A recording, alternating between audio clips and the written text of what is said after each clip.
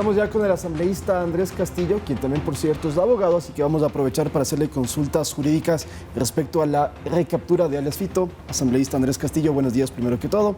Queríamos primero conocer ya políticamente su opinión sobre lo que implica haber recapturado al narcotraficante más poderoso y violento del Ecuador de los últimos años. Mira, Mercedes, buenos días. Un saludo para todos los que nos ven. Como persona, contento, feliz. Hoy el Ecuador ha amanecido un poco más seguro. Y eso es importante decirle a la gente. Porque todos los esfuerzos que hemos venido haciendo desde el gobierno nacional y desde la asamblea para tener todos los elementos suficientes para poder actuar en este sentido, ya comienza a darle al pueblo ecuatoriano aquello que yo califico como victorias tempranas. Estas victorias que está teniendo el pueblo levanta el ánimo, levanta la predisposición y, por supuesto, como asambleísta yo me siento también orgulloso de haber contribuido para que las leyes que aprobamos en la Asamblea Nacional hayan servido para que este tipo de operativos se den. En este marco legal, a propósito de la aprobación de estas leyes, también contribuyó la inteligencia a poder recabar la información libremente para poder identificar dónde se encontraba alias Fito. Mientras unos decían que esta ley iba a violar la intimidad de las personas, e iba a perseguir opositores políticos, la evidencia es clara, no hay a dónde perderse. La inteligencia sirve para adelantarse a la comisión del delito o sirve también para investigar e identificar este tipo de irregularidades. No será solo Fito, serán más, caerán más. El presidente Daniel Noboa está dispuesto a enfrentar al crimen organizado sin temor, sin miedo, y ahora tenemos todos los elementos para poderlo hacer. O sea, usted sí atribuye a la ley de solidaridad y la de inteligencia para conseguir este golpe contundente al crimen organizado, ¿lo entendemos así? Imagínese usted lo que hubiese sido que el bloque de seguridad, teniendo la información dónde se encontraba, tenga que ir a buscar un juez para que dé la orden de poderle allanar. Eso nos gustaría que nos lo explique. ¿Cómo era el panorama antes de la ley y ya con estas nuevas reformas? Bueno, cuando estamos hablando de este tipo de procedimientos, la ley de solidaridad faculta a las Fuerzas Armadas, a la Policía Nacional, al bloque de seguridad a actuar, a allanar sin orden judicial, a poder ingresar en este tipo de predios. Antes tocaba buscar un fiscal.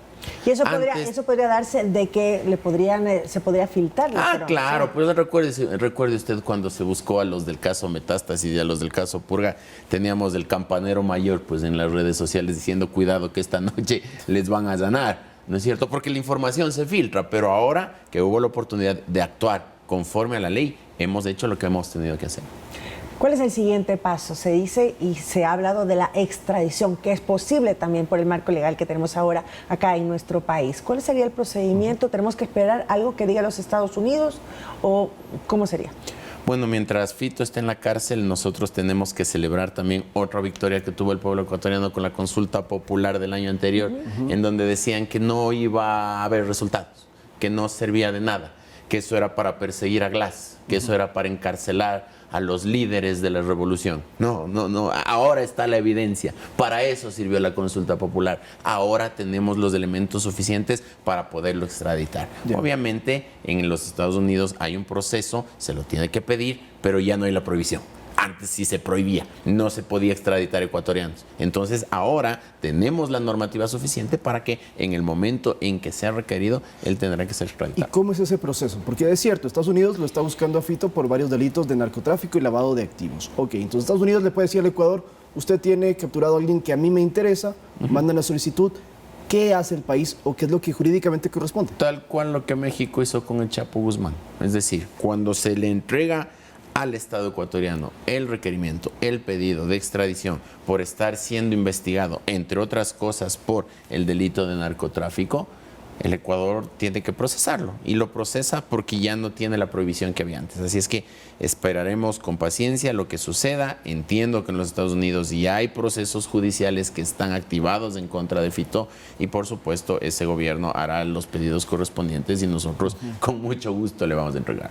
Bueno, pero el gobierno ecuatoriano también tiene que tener ese acercamiento con los Estados Unidos, es decir, tiene que ponerlo a disposición, hacer algunas gestiones para que se levante el interés por parte de los Estados Unidos para extraditar a alias Fito? Para los Estados Unidos ya existe el interés en el momento mismo en que se abre un proceso.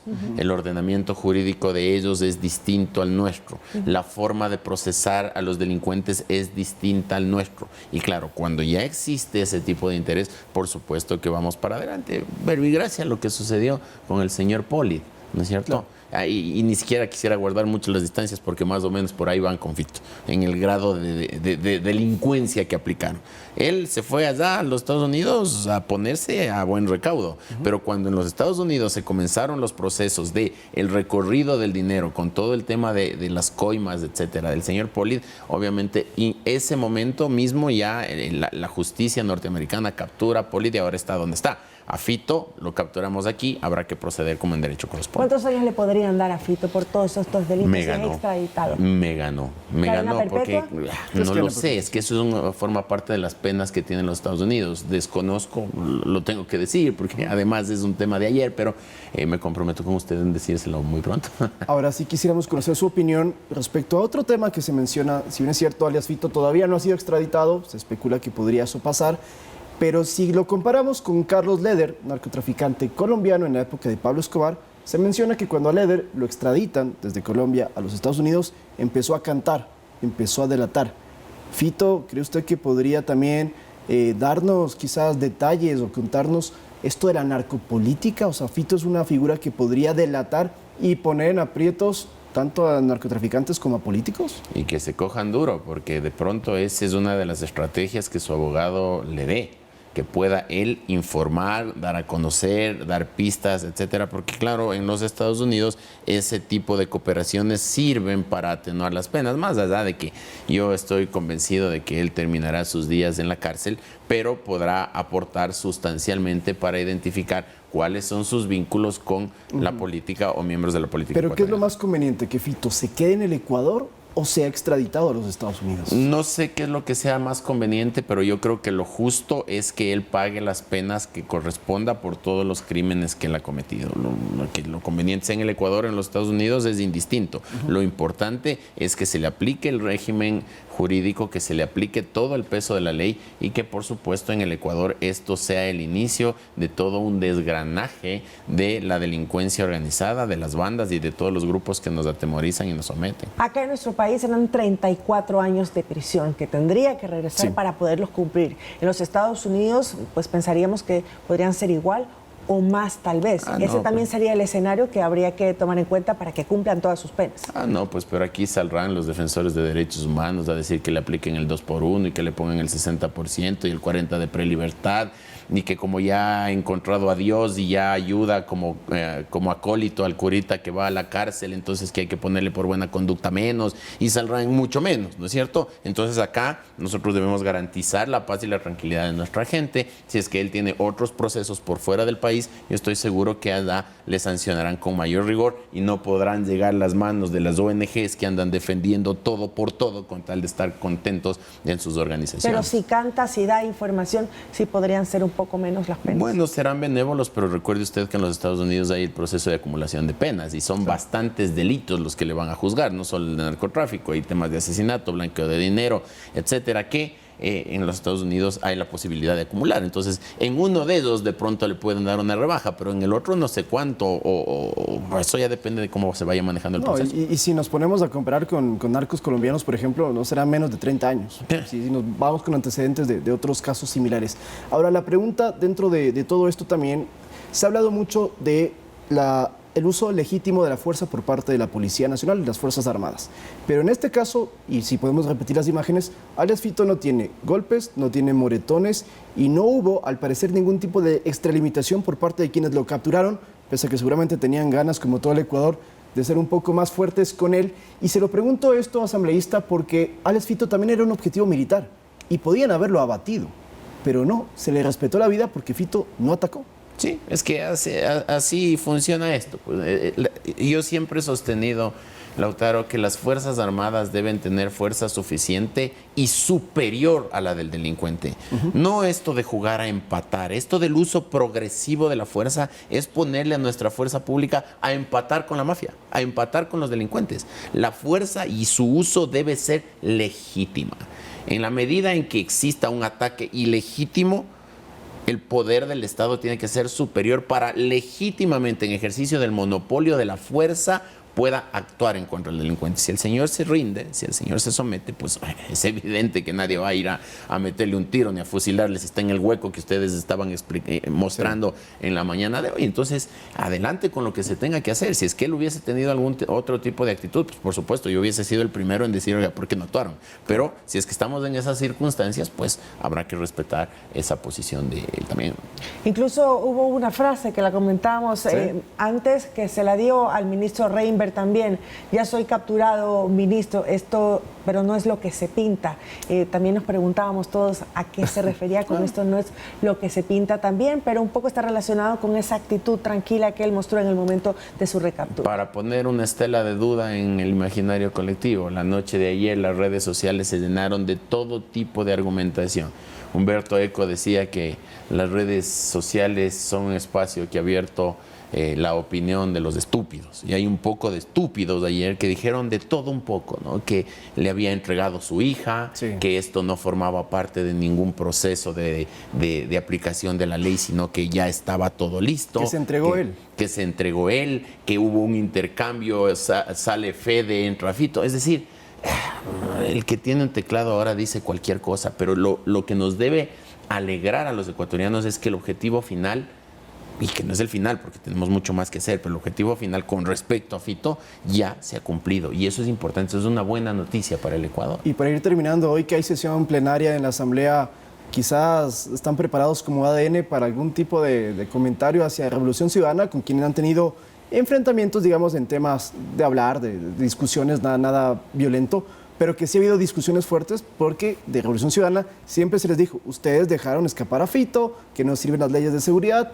y ustedes dicen ahora, en cambio, aquí están los resultados. Y eso es lo importante. ¿Tiene guardado algún discurso hoy para sus colegas? Bueno, siempre los tengo. Okay. Pero en todo caso, lo que yo sí quiero dejar claro es que aquí no estamos para empañar una victoria que es del pueblo ecuatoriano. Yo quiero agradecerle al presidente de la República, al ministro Reinberg, al ministro Lofredo y a todos los militares que participaron en esta operación, porque sin duda alguna nos da entusiasmo, como lo decía al inicio.